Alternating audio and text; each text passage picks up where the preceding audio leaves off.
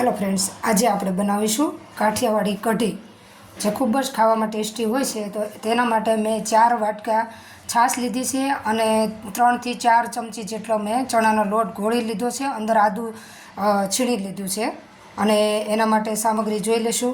આ કોથમરી છે, પછી આ ધાણા જીરું, હળદર અને લાલ મરચું છે.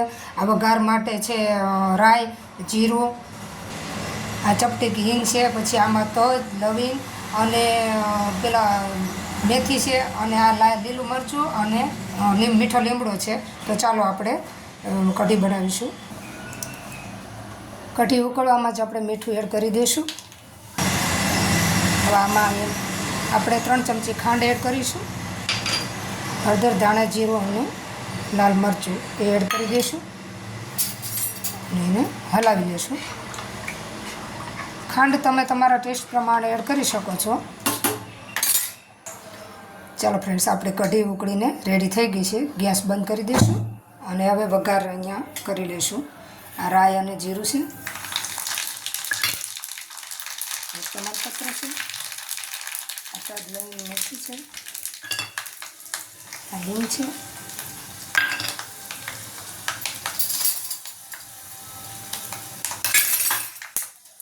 આ લીલા મરચાં અને મીઠો લીમડો હલાવી લઈશું.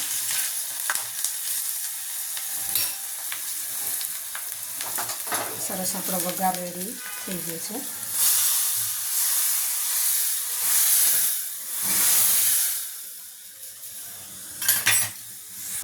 તો આપણે કઢીમાં કોથમરી એડ કરી દીધી છે. હલાવી લઈશું. વઘાર સરસ થઈ ગયો છે. હવે આપણે એક સર્વિંગ પ્લેટમાં સર્વ કરી લઈશું.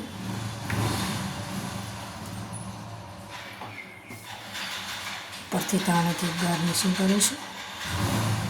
તો આપણી કઢી અને વઘારેલા ભાત સાદા અને સિમ્પલ છે તો રેડી છે. તો ફ્રેન્ડ્સ, તમને મારી રેસીપી કેવી લાગે છે તો તે કમેન્ટ્સ બોક્સમાં લખજો અને લાઇક, શેર કરજો, સબસ્ક્રાઈબ કરજો ભૂલતા નહીં. અને બાજુમાં રહેલી બેલ આઇકન પર ક્લિક કરજો જેથી કે મારી નવી નવી રેસીપીની નોટિફિકેશન તમને મળતી રહે.